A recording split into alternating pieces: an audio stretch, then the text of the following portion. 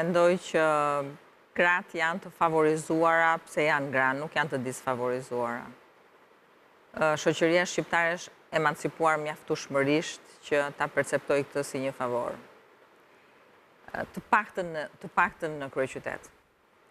Por unë nuk kam qenë asnjëherë që gratë kam qenë për kuotat roz dikur, po sot në fakt gratë nuk duhet të favorizohen pse janë thjesht kvotën gjinore. Gratë duhet të demonstrojnë pa ndihmën e burrave, qoftë kjo dhe të bashkëshortëve, që din ta bëjnë këtë punë më mirë se sa burrat, ose din ta bëjnë këtë punë shumë mirë, sepse janë më sensibël ndaj problemeve sociale, janë më pranë familjes, janë më vendimarrëse kur vjen puna për gjëra që kanë të bëjnë, që janë thelbësore, hynë pak në kompromise, pavarësisht se politika është një kompromis i madh, din të jenë më në fjalor më të pranueshme, të kenë më qytetari, pra një sër aso një set virtytesh që gratë e kanë për karakteristikë të tyre në normalitetin e tyre. Kështu që po nga ana tjetër din të tregojnë edhe forcë, din të tregojnë edhe dinakëri po të doni. Kështu që mendoj që gra ka mjaftueshmërisht në lista.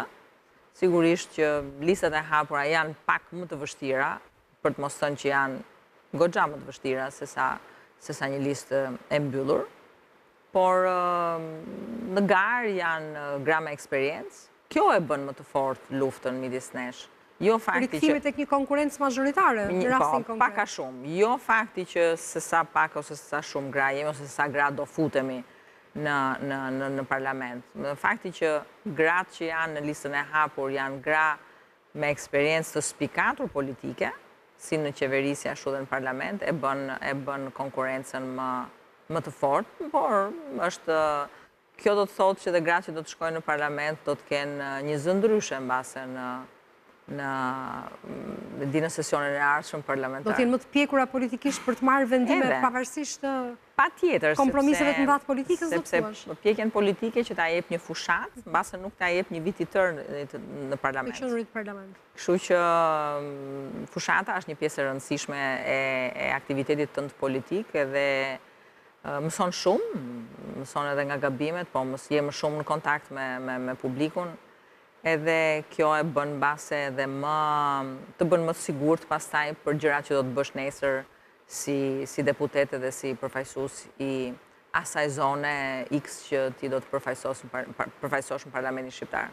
Më duket sikur ndonjëherë duhet kesh një shqis më shumë gjatë fushatës, që jo vetëm të bësh fushatë për veten, po të kesh kohë të ndjekësh mbas edhe fushatën brenda llojit të kandidatëve të tjera dhe fushatën e kundërshtarit.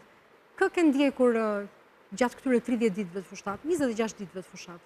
Kundërshtarët më shumë politik, apo dhe fushatën e kandidatëve që ke brenda partisë? Jo, përgjithsisht kam ndjekur vetëm çka leadershipi ka thënë, ose mënyrën se si është qasur projekcionit të Partisë Socialiste për 4 vitet e ardhshme.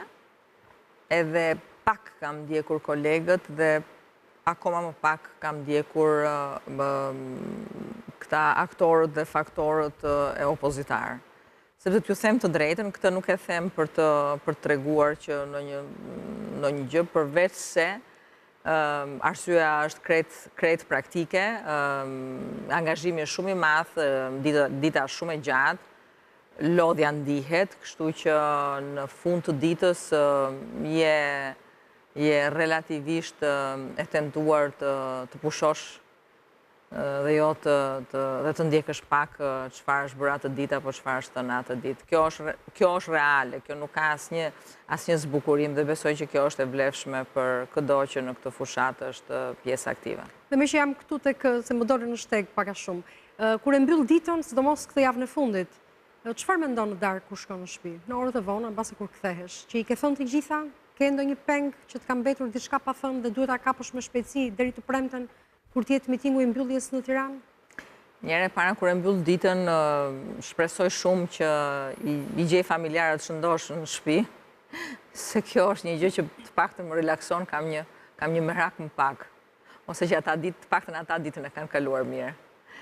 Ndërsa, përsa i përket merakjeve apo gjërave të pathëna dhe të pabëra, shikon, në një fushat, sidomos një fushat si kjo e kësaj here, nuk mjaftojnë 24 orë, duhet ishin 28, edhe në basë edhe më shumë se aqë. Në fakt janë 24 edhe për të gjithë.